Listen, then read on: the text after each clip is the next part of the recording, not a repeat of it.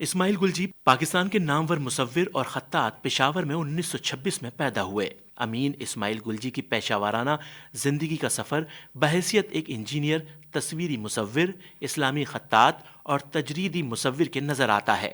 کہا جاتا ہے کہ گلجی نے مصوری کا آغاز امریکہ میں بحیثیت انجینئر اپنی تعلیم کے حصول کے دوران کیا۔ یہ تعلیم انہوں نے کولمبیا یونیورسٹی میں اور بعد میں امریکہ کے مایہ ناز تعلیمی ادارے ہارورڈ سے حاصل کی۔ گلجی کی تصاویر کی پہلی نمائش 1950 میں منعقد ہوئی۔ 1959 سے پہلے تک گلجی کا فن ایک تصویری مصور کی حیثیت سے جانا جاتا ہے، اور یہی دور تھا جب انہوں نے افغانستان کے پورے شاہی خاندان کی تصاویر تخلیق کی۔ 1960 کے بعد انہیں ایک تجریدی مصور کے طور پر دیکھا گیا، جس کی تخلیقات میں اسلامی خطاطی کی روایت کا خاصا دخل نظر آتا ہے۔ گلجی کبھی فاقہ مست فنکار نہیں رہے، بلکہ کہا جاتا ہے کہ نہ صرف انہیں ہمیشہ حکومتی مدد میسر رہی، بلکہ ان کے فن کو بااثر اور ذی حیثیت لوگوں کی سرپرستی بھی حاصل رہی۔ یہی سرپرستی ان کی پیشہ ورانہ زندگی کے اوائل میں ایک تصویری مصور کے دور میں زیادہ نظر آتی ہے، لیکن گلجی کو عالمی سطح پر فنون لطیفہ کے حلقوں میں بحیثیت ایک تجریدی مصور کی ہی شہرت حاصل ہے۔ اسلامی خطاطی کی روایت سے متاثر ہونے کے ساتھ ساتھ گلجی 50 اور 60 کی دہائیوں میں شروع ہونے والی ایکشن پینٹنگ موومنٹ سے بھی خاصے متاثر نظر آتے ہیں، جن میں بین الاقوامی سطح پر جیکسن پولیک، ایلین ہیملٹن جیسے فنکاروں کے کام کو خاصی اہمیت حاصل ہے۔ گلجی کے کام میں اسلامی خطاطی اور ایکشن پینٹنگ کی ہم آہنگی کی ایک وجہ شاید ان دونوں جہتوں میں طاقت کی روانی کی قدر مشترک ہے۔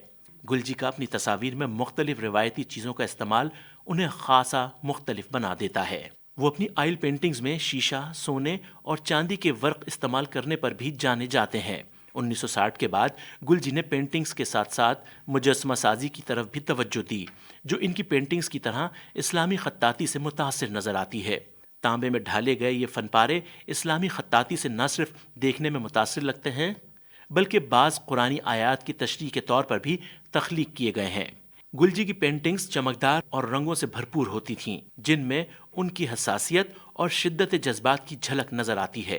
ان کی خطاطی کے چند نمونے اسلام آباد میں فیصل مسجد میں آویزاں کیے گئے ہیں۔ دنیا کی کئی مشہور ہستیوں اور سربراہ مملکت کی تصاویر انہوں نے بنائیں۔ فیصل مسجد کے میناروں پر موجود چاند بھی گلجی کی ڈیزائن کردہ ہیں۔ پاکستان کا پارلیمنٹ ہاؤس بھی ان کی مصوری سے مزین ہے۔